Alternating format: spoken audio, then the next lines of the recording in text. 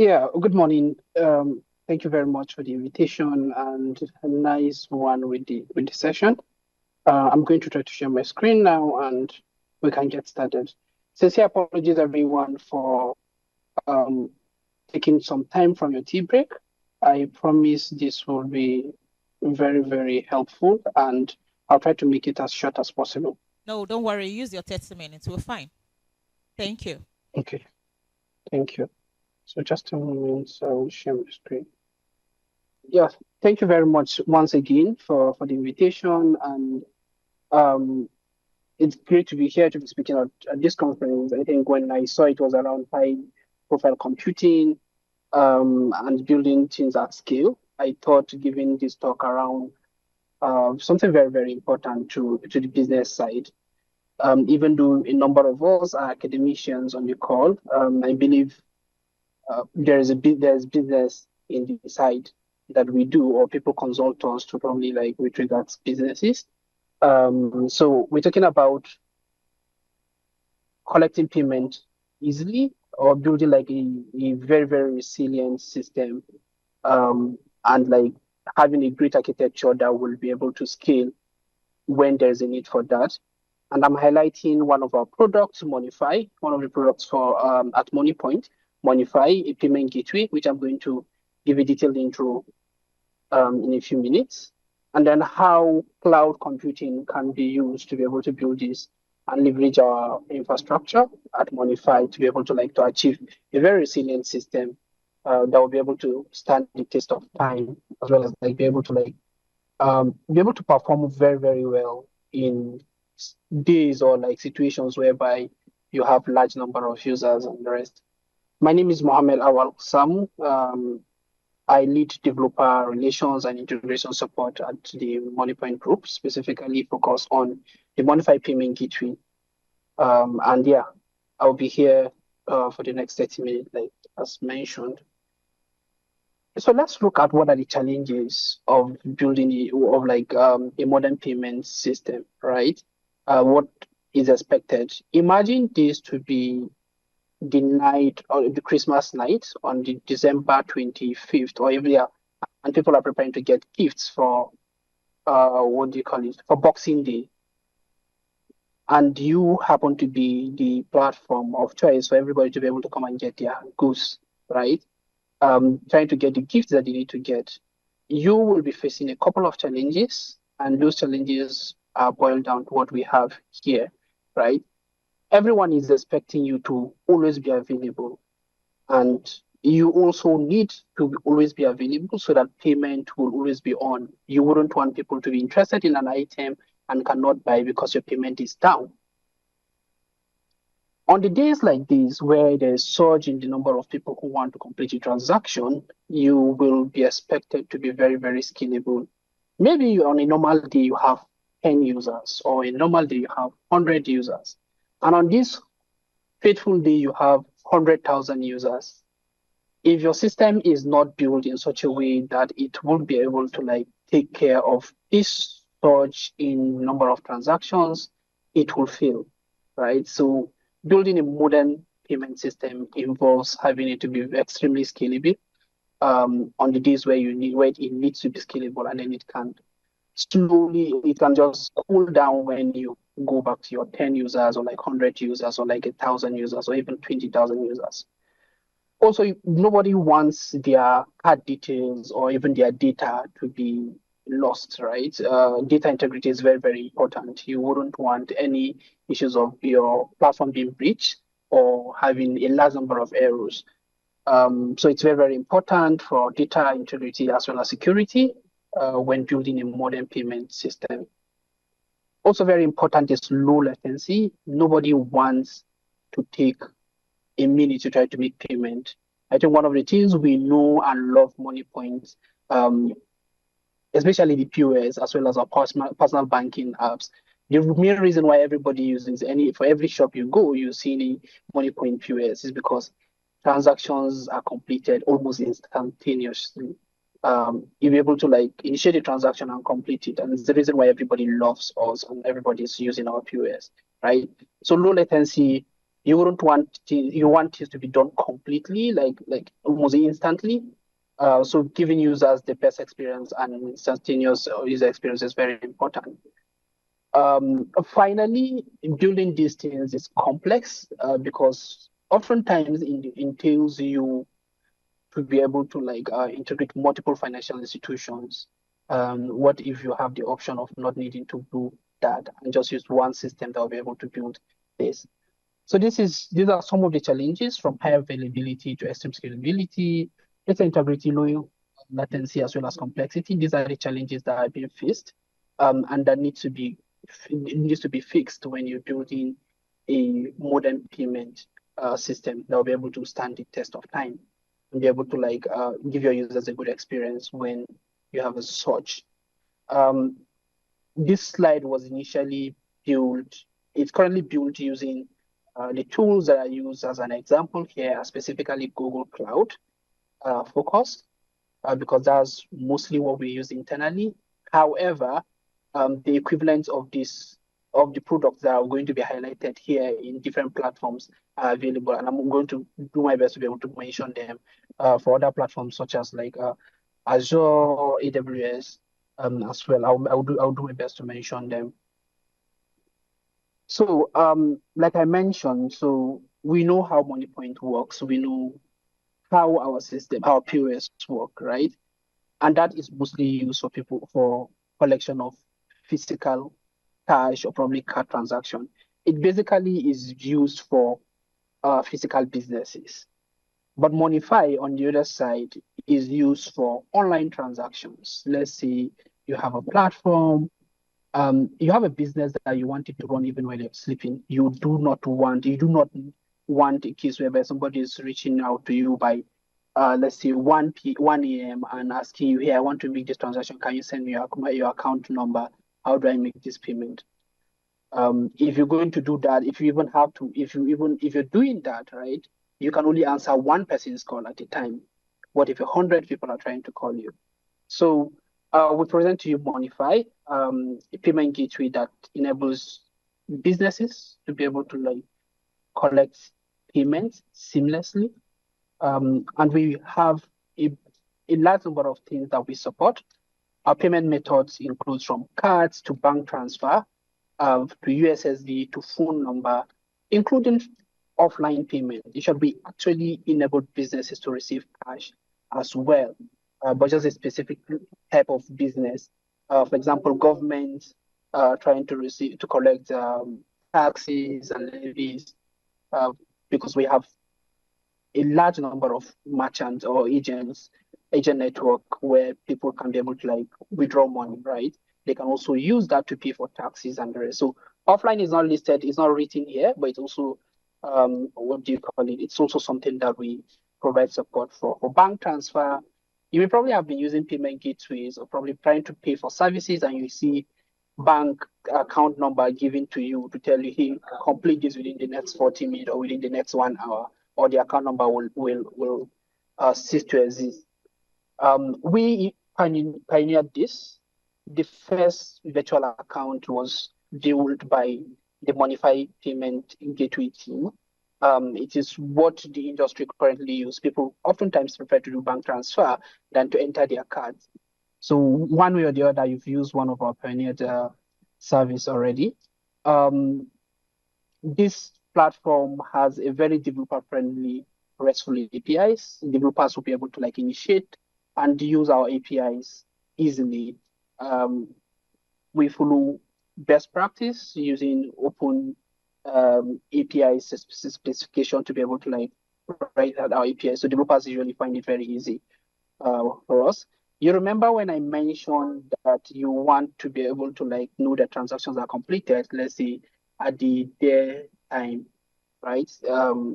You definitely need notification. You need to know this thing has been paid so that 2 or 10 people do not try to order things that are not available. Let's say you have only 5 items, five of a single item, and then you have 10 people placing order for that. You wouldn't want that. So we send you, if we have a very, very robust web notification system where we send real-time update, hey, this person has completed this transaction and should be provided value for what they've paid for. Another thing that's very, very important for the Monnify payment gateway is security. We are PCI DSS compliant. It is the world standard for security around payment gateways, right? We're very, very robust. Our security is very, very great. So let's take a look at that. Is it with Monnify? And now let's look at how to build um, a resilient architecture. What you have on my screen here is normally what is supposed to happen when you're building a solid system. A user opens your app, whether it's a web application or if it is a mobile application, basically a client-facing product that your day-to-day users use. And they place a request to make payment. You've seen their item. Let's take an e-commerce platform, for example, here. And this is not exclusive to e-commerce. It applies to literally any business that receives payment, right?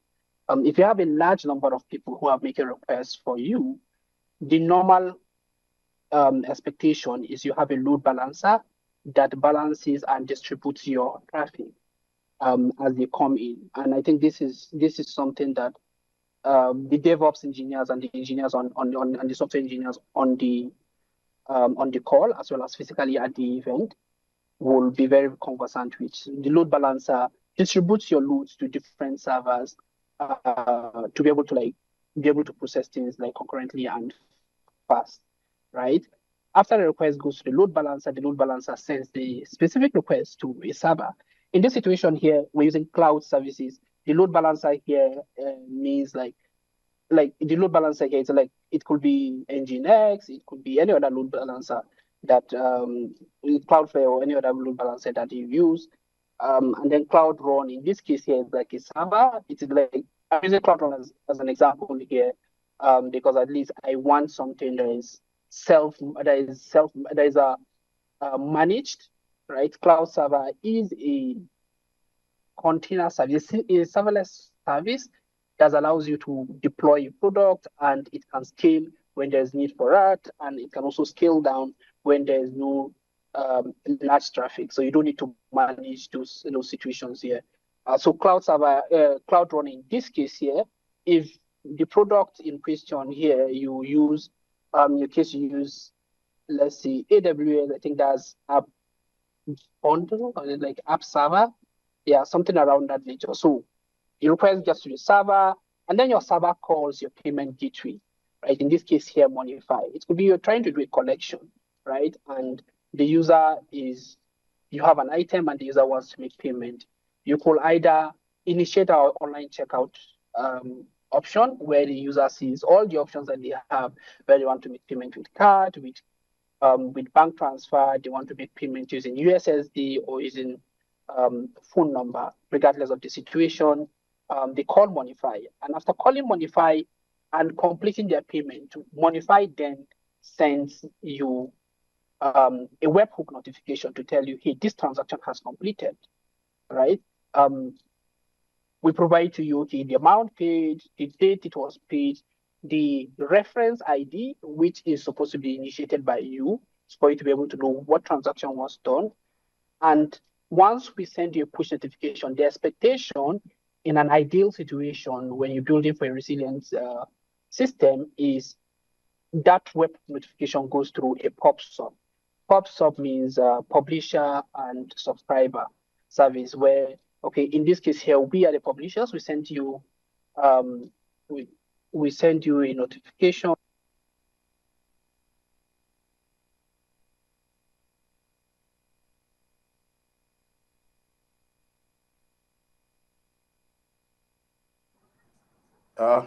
There's loss of signal, I guess. Mr. Mohammed, Okay. we can't hear you again. If you can hear us, I think you have an unstable Connection, yeah. network. Yes. Yeah, hi Tim, can you still hear me? Yes, we Yeah, can. you're back. We can hear you now. Oh, sorry. Yeah. So, but I was in PopSub. You heard the part where I was discussing PopSub, correct? Yes. Yes, please. Yeah. Okay. So PopSub, we send you a notification, and you run it through a PopSub server. whether it's on GCP, AWS, Azure, it doesn't matter. All of these businesses have the equivalent of a pub sub. I think AWS and GCP, which is Google Cloud Platform, and Microsoft Azure still use the same word, pub sub. AWS uses SNS. Yeah, something of that nature. That does the same service basically, and it receives the notification we send, and it processes it using whether it's Cloud Run or whatever server where your logic sits, the back end of the product sits, takes the process, the notification, and basically do the last step of updating your DB. In this example here, it's Cloud SQL or Firestore. In your case, it could be anything, big data, your cloud run, what do you call it, Postgres or MySQL or SQLite, like regardless of the situation. So like this is on a normal day what a resilient system should look like. You don't just get a request and just send it straight to the server and you process your payment and then you get back. No, there are steps to this because if you don't do it this way, then when situations arise where you have a surge in the number of users, instead of you celebrating that, hey, today I'm making a whole lot of sales, you will be worried that, hey, my server crashed, or like, oh, we can't even process payments. So that's the context here. And just let's just take a look at like a better look, like a step further in the server, where your code is being hosted. And it doesn't matter whether it's PHP, whether it's Node.js, whether you write it in Java or Python or Golang, it doesn't matter, right? What's most important is that your back end should be run it should be in a server that can scale up and down when the need comes.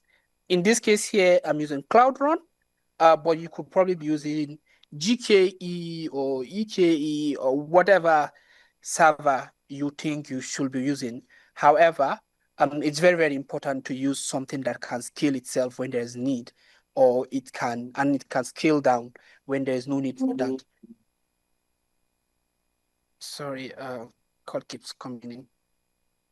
Yeah, so it doesn't matter where this is, where your server is, right? Most important thing is that don't know why. Okay.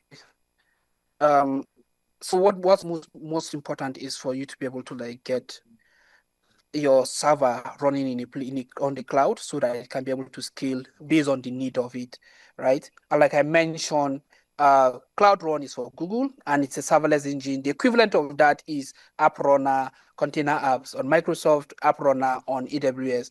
So it doesn't matter. And yes, the example here uses serverless system that is company managed, basically managed by the cloud provider. However, for businesses who have the manpower, the skill set, as well as basically the manpower and skill set to be able to like manage your server themselves, and even a need for that.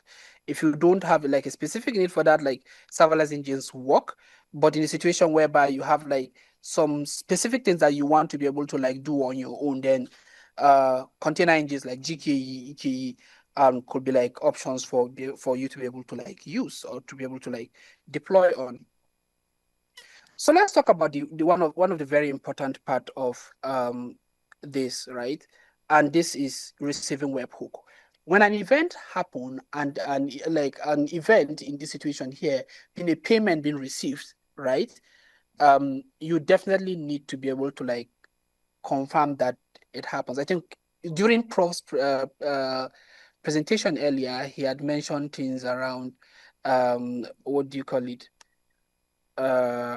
Bitcoin hacking, something around that, or like hijacking your system to be able like to perform situations, to perform things that are not even to your knowledge, right? In the case of payment, right? You wouldn't want to just wake up in the morning and a person initiate a payment, the next minute your server confirms. One of the things we have in the software industry is we do not trust anything coming from the user. And in this context, or from the client, in this context here, meaning maybe you initiate a payment and pass the status of pending, only for a few seconds later, you get a response back from an API call that says payment completed. And you just assume that, okay, the payment is actually completed, right? In a normal day or on a normal situation, you should always confirm with your payment provider. All the payment providers in the country or like around the world send webhook notifications, right? So webhooks notify you in real time, tell you, hey, this status, this what do you call it? This transaction has been completed. Transaction with this ID that you initiated has been completed. That's very, very important. So for us, we expect Monnify's webhook is the real source of truth. Every other thing does not count. If we don't send you notification to tell you that, hey, this transaction have completed, then it hasn't completed. An alternative to that is to probably do an API call to check the status of the transaction, but not just what is returned to you from the browser, because that can be intercepted in the middle. The status can be updated, and you end up providing value only for you to realize you've been losing money because somebody is intercepting and saying your transaction has been completed when in real sense it wasn't, right? When you're trying to do that, one very, very big problem that usually comes, the major challenge is actually how do you build a system that is very reliable to receive these events that are being sent from your payment provider. And to be able to like do that, it's what we are suggesting. It pops up. Forget it doesn't necessarily to be Google Cloud pops up, but like it pops up provider that basically does two things, right? It gets a notification and decouples the notification, knows what event it is, send it to the right channel via your server, right? So asynchronous processing is very, very important. It decouples like events um, basically once it receives, it decouples it, right? It also guarantees, like using pops up guarantees delivery. So you can be able to like um, once the message is not acknowledged, is able to like persist, right? Messages are persisted until they are acknowledged. If it doesn't get acknowledged, it keeps resending that notification or it keeps retrying. So that you'll be able to like have like a very, very reliable data. Um, and it's also scalable for Google pops up. And I think most of them in the industry can be able to like handle up to 1 million uh, number of messages per second. If let's say 1 million people or even like 10 million people are trying to make payment at the same time, they complete their payment at the same time, and you get notification, these systems are scalable enough to be able to manage all these messages. And the expectation is your server is able to process it when they receive them. And that was the reason why I said definitely having it on cloud system that can scale up and down is very important, because there's no guarantee you're going to keep getting hundreds of millions of messages at a time. But like there are times where you can get them, and it will be good for you to be able to process them. Um, your you also have to worry about decoupling. Once these messages are received in millions, you need to be able to like independently decouple them, right? You need to be able to decouple them. So decoupling is very important. Basically, it enables independent scaling and evolution of services. So PubSub gives you that ability to decouple this request, and then you can easily just have this webhook listeners running on any of your systems, right? It could be Cloud Function or Cloud Run, but basically simple services to receive Monnify webhooks and immediately publish them to your subscriber in this situation here, because like you've gotten your notification from a publisher already. Then let's talk about this other part, very, very important as well, processing a webhook when you receive them. There's a reason why I suggested Cloud Function. Like in my example, it has Cloud Function or Cloud Run. Cloud Function the reason for that is because Cloud Functions are event driven. They usually go on sleep mode until there is an event that needs to use them. That is when they pop up and do what they need to be done, right? What needs to be done. And they can be triggered directly by a pops up message. So once the message gets received, they're already waiting the function is only waiting for collection, or it's only waiting for settlement, right? So they are triggered once it pops up for the specific message is available, and usually perfect, very lightweight logic. You just write very lightweight logic to be able to do one and only one thing. It's a single purpose stuff. Cloud functions are very single purpose and can be able to scale as much as you need them. Cloud Run can be used to process more complex logics. Maybe after you receive the notification, you need to be able to like do many different things. For example, okay, you need to be able to like initiate the delivery process, the logistic part of delivering the item that has been purchased. You also need to update your what do you call it, your system to check, okay, if this is the last item, you need to notify your system that, hey, this item is now sold out, and update your logic and the rest. So for more complex things, Cloud Run um very will work very, very perfect for that. And the good thing about Cloud Run is it also can scale down to zero. Today, at this minute, it's processing 1 million transactions. The next minute, it doesn't have anything, and it goes down to sleep.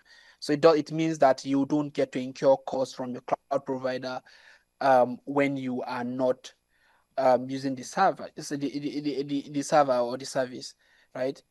So it's very, very important that like this system here is impotent, and it is able to just process one transaction only once, or process an item just once. It doesn't duplicate message, and that is why we are looking at this sort of services, right? So that it doesn't duplicate, and because duplicating comes with side effects, right? If it handles duplicate messages and only just process only one, if it is the same request, then you don't have side effects of probably providing one, a person buys one thing and your record says he bought two things or she bought two things, and you deliver those things. Those are like on like side effects that you wouldn't want in your situation, right? And yeah, very, very important to be able to handle errors, because errors will happen. A request can be sent to you, and one part of your server is down, or one part of your system is down, and it fails, right? So you need to be able to keep retrying. So PopSub gives you, and what do you call it? Cloud servers will also be able to give you that ability. Other things that I think there are sessions I saw in the list of sessions that are happening. They're going to be future sessions, or like I think they probably have happened around observability and monitoring. I saw some intro sessions around Grafana, and the rest intros to that. So those tools become very, very important for you to be able to like monitor how things are going. Monnify on our side will also provide you a dashboard that you'll be able to see your transactions, right? But if you want to probably see, you're interested in knowing how things are going, what are the key metrics for you, whether it's API latency, how many transactions started and failed, right? What the success rate of those transactions, what time did it take you to be able to process your webhook notifications? All these things are very, very important. And yeah, with Grafana and the rest, you'll be able to like set up alerts. You can see those events happen on your dashboard. You could use services that provides alerts for API notifications, API errors, right? To be able to like get that. Also, logging is very important when building a payment system, because you want to know when an item is who initiated it, when did it complete, how did it go. Basically, logging very, very important. If you're using cloud, most of the cloud providers have a centralized logging system that you can enable and disable. Most times people, because like the cost it entails, because every request to your server gets logged, right? Whether the transaction is completed or not, some people tend to turn it off. But if you're building something scalable, you definitely need to be able to keep your logs on, because if somebody reaches out and say, hey, I completed this transaction at this time, and the service has not been rendered, how do you debug that, right? So your log is the only please, you can be able to check that, because the person does not know what the transaction ID is. You know that. How do you know that? Because you wrote the logic. So on your logs, you'll be able to find that transaction at that specific time, to be able to like check, okay, how did this payment, what is the payment, was the truth about this transaction and the rest. So it makes it easy for you to be able to debug payment issues. Yeah, like I mentioned, Monnify provides complementary insights on Monnify's own portal. You can easily log, a merchant can easily just log into their dashboard to see how did their business go. I think that is it. And security, like I mentioned, very, very important. We're PCI DSS compliant. It is a part, like, yeah, I think I just need to probably cover this up, then we can go to any questions that there are. Yeah, so on Monnify's side, yes, we're PCI DSS compliant, and we can be able to like handle complex card data. You wouldn't want your users to say, hey, I have a card dedicated to your platform, and then I just woke up this morning and I was told that like my card data has been compromised, right? Maybe the card number, the CV number, and the rest have been available, say, on the dark web and the rest, right? So we take care of that for you. We have the ability to be able to take care of that, and that's why we are PCI DSS compliant. And I also think when you're using cloud services, there are functionalities or features that make it easy for you to be able to like ensure your security is high, right? For example, the what you call Google Cloud IAM, right, makes it possible for you to be able to grant granular level access to, let's say, logs and a couple of things in your platform. Your server is deployed. You don't want this person to know what is your. If you want the payment team or the accounting team in your company on your product team is in charge of paying for the bills, right? You want them to know, okay, how much was expended at the end of the year for audit purposes and the rest. Only thing they need access to is the billing part of things. The developer just need to see the log, because you need them to be able to debug the problem. Different people can be able to like get different access. So you have granular access control for your resources that you're using. You don't want you want the database admin to have access to your database and things like that.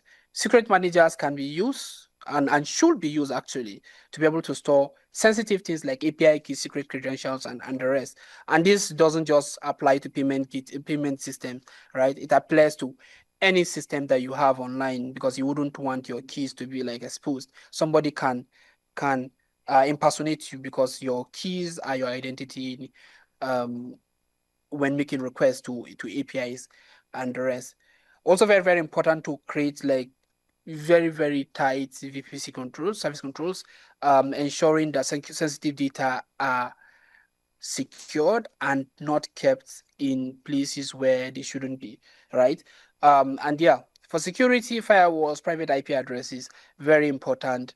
That way, for example, if you're using our system and you want to probably initiate a transfer, maybe like transfer in this situation here, you want to disburse a fund that is in your wallet, you have to provide your IP address, and we need to whitelist that IP address. Else, any request coming from any other IP address, not the private IP address that you provide, will automatically be rejected, because that's not from you. We expect it to be coming from your server. If somebody else even have access to API keys and is trying to initiate a transaction from a different server claiming to be you, we will reject it, right? So private IPs are very, very important, and they make things very, very easy.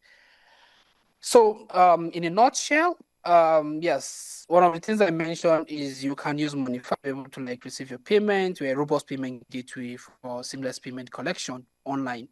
Also, I also mentioned that like cloud is very, very important in building a scalable system, because it can scale up and down. And if you build a resilient payment architecture, you wouldn't have to worry about a whole lot of things. And you can sleep peacefully at night without worrying that, hey, how is my system working? As much as possible, please try to go serverless, especially if you have a small system. Maybe you're just starting or you're just getting traction. Now, if you are at a large scale and you have the technical skill set, please Forget about the line number 3, but please still go to cloud. Use cloud as much as possible. You can use GKE or EKE and the rest of them. But serverless makes it's very cost efficient, and you have guaranteed agility when there is need for that. POP-SOP is very important. If you're building a system and you're receiving payment, you need to know when events have been completed. See, payment has been completed. You need to know that. That way, you provide value for your user. You can start harvesting questions. It was on the final PowerPoint already, so that when it connects back, the questions can be responded to. All right, Prof. Okay. Yeah. Okay, so do we have any question for Mr. Mohammed? Physical participant, we have a question from online participants already. So I just want, please, just 2 physical participants. We really need to go on to break now. So we have Mr. Udeme, then we have Mr. Freeman. Okay. But I need you to wait for him to come back online because I won't be able to answer your question. Hello, Mr. Mohammed. Are you with us? Yes, I am. Yes, I'm here. Okay, Sorry. Thank you so much. So we have 3 questions for you, 1 from online participant, then 2 from physical participant. So thank you very much, Mr. Mohammed. Very insightful presentation. A quick one. With regards to the APIs, I would like to ask how far Monnify to reach is. So for instance, if I have a business here in Nigeria and it's a digital product, and some of my customers are in Brazil, and I want to build my payment system using Monnify to harvest, to get the transactions, get payments. I don't know if Monnify reach is up to that level. How far can my product go as far as global reach is concerned? Thank you. I don't know if my question is clear. Yes, I can hear you, and I got your question. Thank you very much, Mr. Deme, for the question. Yes. So currently, our system. So I'm going to respond to this based on our online platform, right? The Monnify Payment Gateway. What we currently have support for is we support Naira transactions, and that is just for now. If we were having this session a month from now, my answer would have been like a default yes to you. But yes, we currently only support Naira transactions, and we'll start supporting transactions outside the country in a few weeks. all right, thank you. Thank you very much, Mr. for your presentation. So I just wanted to ask, in the pricing for transactions, and if you currently support disbursing funds from an organization. So if my organization also wants to accept payments and also disburse payments also to customers, how exactly can we do that? What are the pricing for that? Because I know there's going to be hidden charges. No, there's no hidden charges, right? Let's be clear on that. There's no hidden charges with our transactions. And yes, to go straight to your question, do we allow collection and disbursement? Yes, we do. On our documentation, we have collection and we have disbursement. Collection is you collecting payment from your users. Proper closing remark for that presentation. Then I'll have Engineer Bola Akonle do that quickly for 1 minute. Thank you very much, Madam Comforts, for the privilege to give the closing remark on this. So we want to appreciate Mohammed for a wonderful presentation. We quite appreciate. Unfortunately, at the point at which we want to gain more knowledge by asking questions, the network is glitching. Thank you very much. So please, we appreciate you. And again, we want to give a special recognition to Monnify. Monnify has been one of our supports, as in a major supporters of this sponsorship for this workshop. So we appreciate Money Points, and we believe that the collaboration has started with Money Points, and we are going to do more of this by the special grace of God. Thank you, Mr. Mohammed. We appreciate Money Points. Thank you very much. Thank